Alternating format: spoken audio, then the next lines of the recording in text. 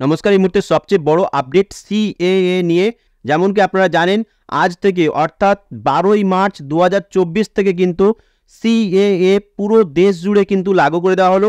আজকের আমরা এই ভিডিওতে জানবো সিএএ কি এবং সিএএ ফর্ম ফিল আপটা কাদেরকে করতে হবে, সিএএ এই অ্যাক্টে কাদেরকে নাগরিকত্ব দেওয়া হবে, কাদেরকে নাগরিকত্ব দেওয়া হবে না এবং কত সাল থেকে শুরু হবে, কি কি ডকুমেন্টস লাগবে সিএএ ফর্ম ফিল আপ করতে, কোন ওয়েবসাইট থেকে করবেন, প্রতিটা ডিটেলস কিন্তু আমরা আজকের এই ভিডিওতে দেখাবো এবং সিএএ এর আসল সত্যটা কি সেই বিষয়ে কিন্তু আমরা আজকে এই ভিডিওতে বিস্তারিতভাবে আলোচনা করবো। এর জন্য আপনাদের কাছে একটাই রিকোয়েস্ট, আপনারা যদি আরএস ক্লাউড কম্পিউটিং এই চ্যানেলে প্রথমবার ভিজিট করে থাকেন তাহলে অবশ্যই চ্যানেলটিকে সাবস্ক্রাইব করে পাশে থাকা বেল আইকনটি ক্লিক করে অল নোটিফিকেশনটা অন করে দেবেন এই ধরনের লেটেস্ট অনলাইন রিলেটেড আপডেটগুলো সর্বপ্রথম পাওয়ার জন্য। চলুন দেখে নিই সিএএ কি এবং সিএএ কাদের জন্য লাগু করা হয়েছে। ওকে, সো চলুন শুরু করা যাক। যেমন কি আপনারা দেখতে পাচ্ছেন অলরেডি কিন্তু গভর্নমেন্ট অফ ইন্ডিয়া থেকে কিন্তু অফিসিয়ালি পোর্টাল কিন্তু এখানে চালু করে দেওয়া হয়েছে। এই পোর্টালে আমরা যদি সিএ অপশানে ক্লিক করি, সিএটা কি প্রথমে আপনারা ভালোভাবে জেনে নিন। সিএ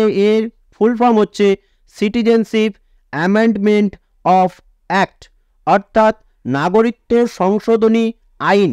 সিএ অ্যাক্টের মধ্যে কি বলা হয়েছে, 2019 সালের নাগরিকত্ব সংশোধনী আইনের অধীনে ভারতীয় নাগরিকত্বের জন্য আবেদন জমা দেওয়ার জন্য একটি বিশেষ বিধান বিদ্যমান। ওকে, এটি বিশেষত সেই সমস্ত ব্যক্তিদের জন্য যারা 31শে ডিসেম্বর 2024 অর্থাৎ 2014-তে বা তার আগে ভারতে প্রবেশ করেছেন।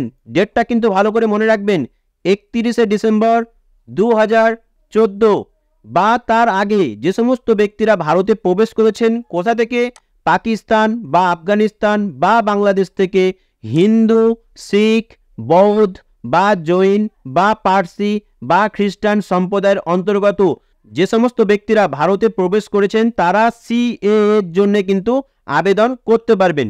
এখানে আরও একটি ইনফরমেশন দেওয়া হয়েছে, আরও বিষয়ক তথ্যের জন্য ব্যক্তিরা 1955 সালের নাগরিকত্ব আইনে বর্ণিত বিধানগুলি উল্লেখিত করতে পারেন এবং এখানে বলা হয়েছে যে ব্যক্তিরা একটি আবেদন জমা দিতে চান তাদের নিজস্ব অন্যান্য ইমেল আইডি এবং মোবাইল নাম্বার কিন্তু থাকতে হবে।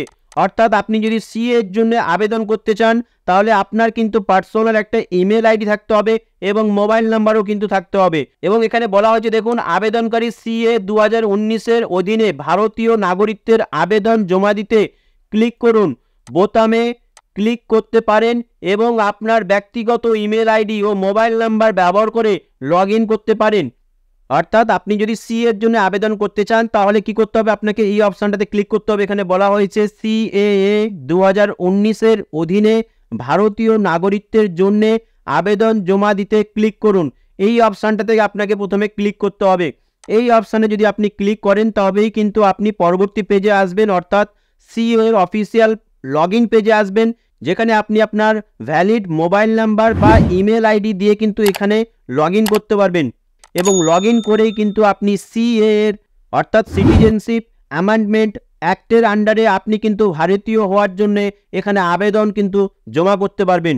ঠিক আছে, কিভাবে আপনারা সিএএ এর জন্য আবেদন করবেন এই বিষয়ে যদি আপনারা জানতে চান অবশ্যই আমাকে কমেন্ট সেকশনে জানান। আমি চেষ্টা করব কয়েক ঘন্টার মধ্যে সিএএতে কিভাবে আপনারা অনলাইনের মাধ্যমে আবেদন করবেন বাড়িতে বসে, সেই টপিকের উপরে কিন্তু আমরা নেক্সট ভিডিও অবশ্যই নিয়ে আসবো এই চ্যানেলে। এর জন্য আপনাদের কাছে একটাই রিকোয়েস্ট, আপনারা যদি আরএস ক্লাউড কম্পিউটিং এই চ্যানেলে প্রথমবার ভিজিট করে থাকেন তাহলে অবশ্যই চ্যানেলটিকে সাবস্ক্রাইব করে নেবেন এবং পাশে থাকা বেল আইকনটি ক্লিক করে অল নোটিফিকেশনটা অন করে নেবেন পরবর্তী ভিডিওর লেটেস্ট আপডেটগুলো সর্বপ্রথম পাওয়ার জন্য। এবং ভিডিওটা যদি ভালো লেগে থাকে তাহলে অবশ্যই এটা লাইক করে দেবেন। So finally thank you for watching this video. See you on next video.